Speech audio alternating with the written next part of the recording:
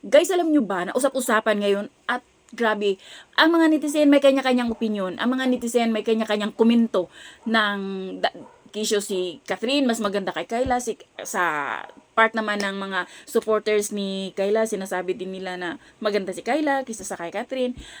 Ito lang, meron silang kanya-kanyang ganda. Si Catherine may gandang sa kanya lang, si Kayla may gandang sa kanya lang din. Di ba kasi alam naman natin, lahat tayo may kanya-kanyang ganda. Charis, napasali pa ako.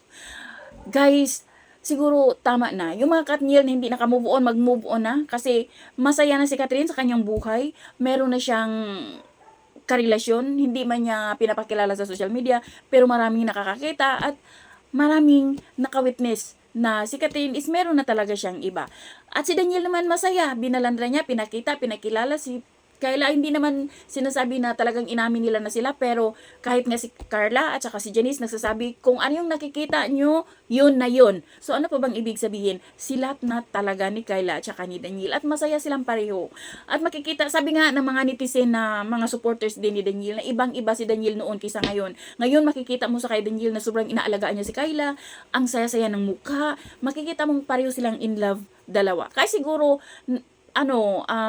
mayroon ngang isang netizen na basa ko, nagkomento siya na siguro dahil nga, noon kasi baka napilitan lang si Daniel dahil nga is love team.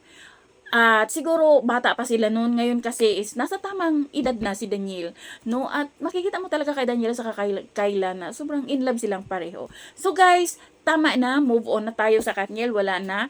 Kaya hayaan na natin sila, buhay nila yan at masaya na silang pareho. So yun lang guys, thank you for watching. Bye, God bless everyone.